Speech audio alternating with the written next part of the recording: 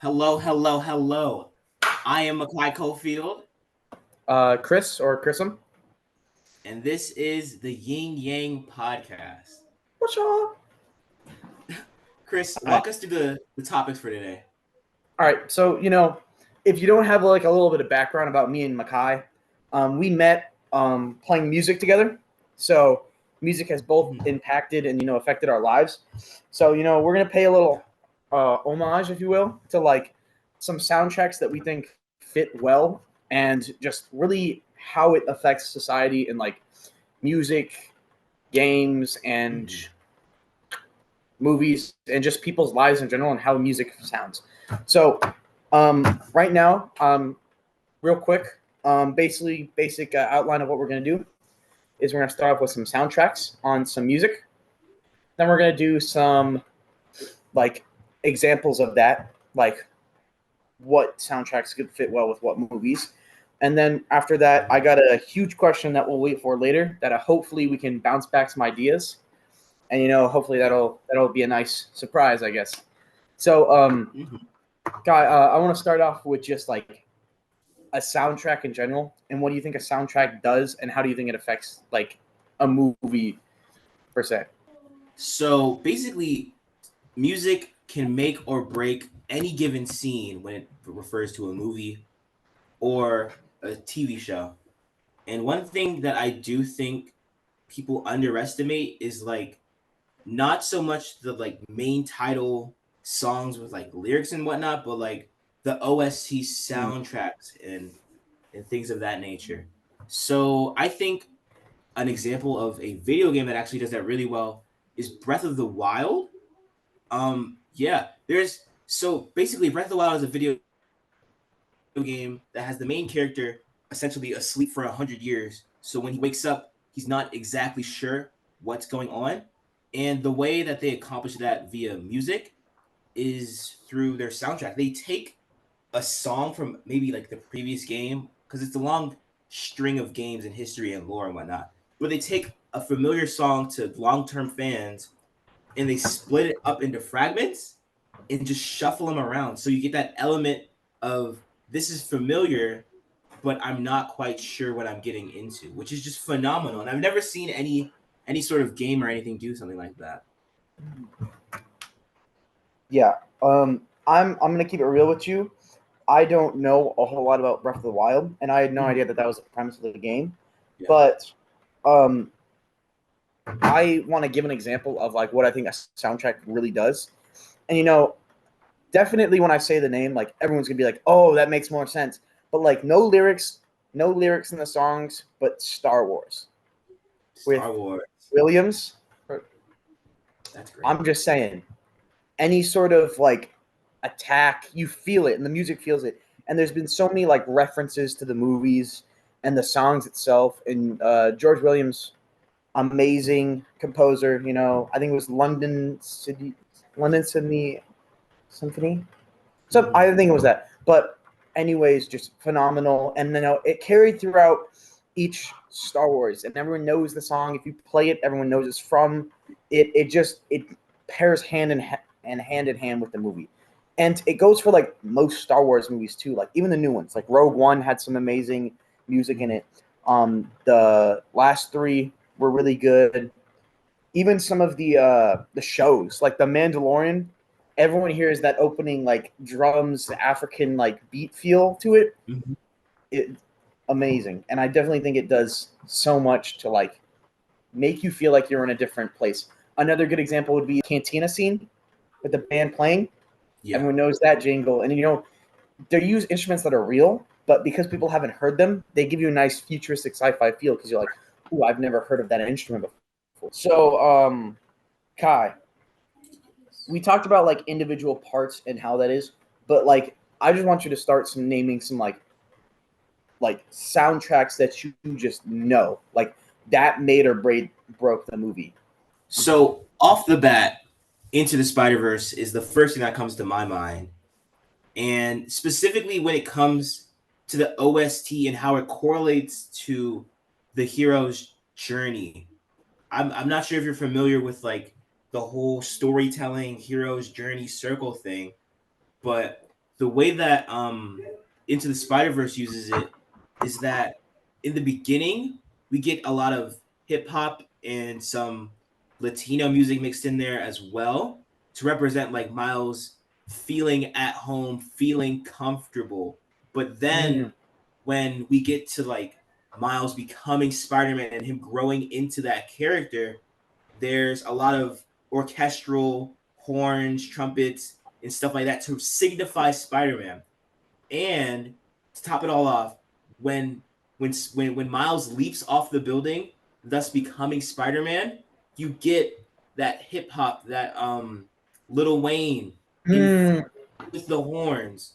So it demonstrates the fact that Miles is now comfortable being a Spider-Man. He's one of the Spider-Man. He's a hero. But yeah. Spider people. Spider people. I know, dude. That's I actually didn't realize that, but you brought that up, and like I'm going through it, and man, amazing. I found that very interesting as well. But Kai, Mm-hmm. Yes. I think it's time for the big question. Big question. Yep. This is what the Soundtrack. movie waited for. Your life is a movie. Your life is a movie. Soundtrack. Who you picking? What genres of music? And what songs? Okay. Okay.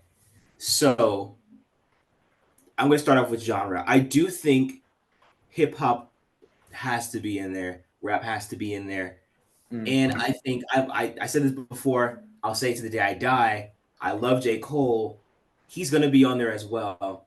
And the reason I say J. Cole specifically is because of this one song he did in Creed 3. It's actually very similar to the Miles Morales scene that I spoke about earlier, in the sense that you get you get the Watcher from Dr. Dre, and that song represents Adonis's childhood, Adonis's youth, and then you also get the triumphant horns and trumpets that represents Rocky and Apollo, and then you get like this hybrid of them during the training montage.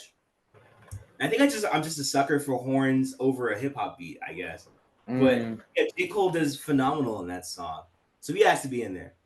Okay. And I also think I don't think hip hop could like fully encapsulate my whole life. All right. How about I break this down? Yeah. Beginning of the movie, early life, middle of it, I want to say now, and let's say the movie ends like at your 30, because like when you're older, you might have different tastes. So Yeah. like the movie's gonna end when you're like 20 something, like for something like that. Gotcha. Let's say early life, middle life, which is like I guess high school, and then you've got late life, which is college and beyond. What you doing for early life? Okay. I'm gonna put hip hop in the middle. Early Mhm. life, really big on. I I was actually I went to a Spanish immersion school, so I was really big on like Latino stuff. Yeah, this is news to you. I've never told you this, Chris. How many I've years never have you known me? I've known you for about You've five known years. I've never, Christopher Moreno yeah, yeah. from a Latino household, and you Mhm. have yet to. You know what? All right, continue.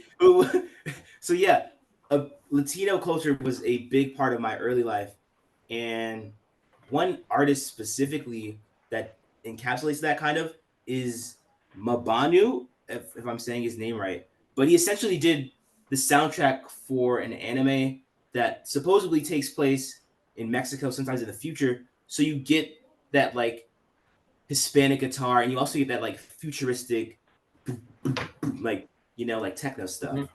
All right, cool.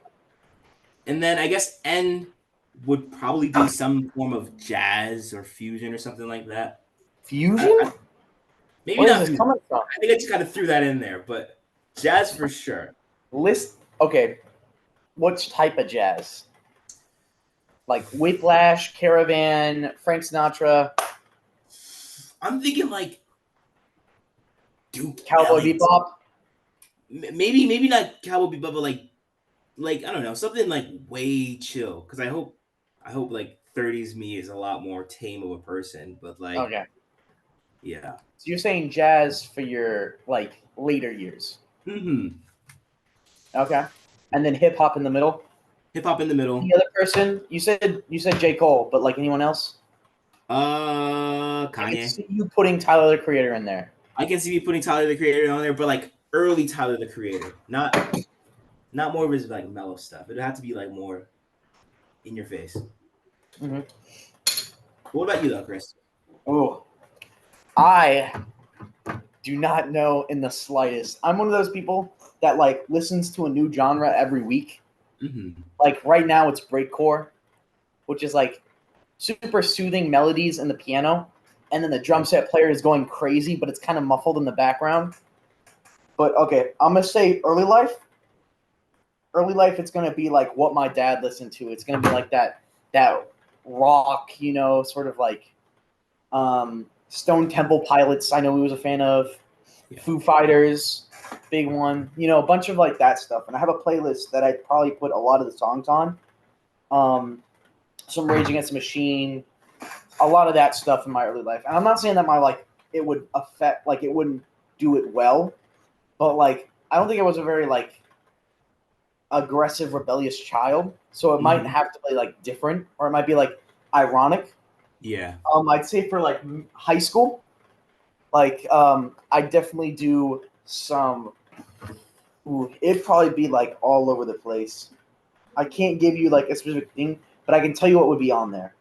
We'll It be on would there. be some. I definitely put some like indie music, Hmm. maybe some. I don't know, TV Girl, I Dress. Um, it'd be a bunch of indie artists that no one's like heard of, sort of thing. Yeah. I don't know. The movie would have to be different, but it'd have to be in between, and maybe some fusion. Like I know an in between of like how we're saying like orchestral stuff with the hip hop. I think Yeah. I'd like to do the same thing, but maybe like a little bit different. Maybe like rock, fusion, jazz with like hip hop. Gotcha. Like I think some of that free flow stuff would work really well with like a background in jazz or a background in like Hmm. indie. And then I'm gonna say later life. Later life is rough. I'm gonna say it's either gonna stay indie or I think it'd probably go like jazz. But I'm talking like some of this fusion stuff, like maybe what's their name? Ghost Note. I'm thinking some Ghost Note. I'm thinking some like Zildjian Live stuff where like a lot of drum set part, Caravan, like a whole bunch of like mainly focus on drum sort of stuff. Um, some cowboy bebop stuff, Hmm. but I definitely have those three. So like indie rock, no rock, and then it's like rock and metal. I'm gonna say metal because there's some that are like.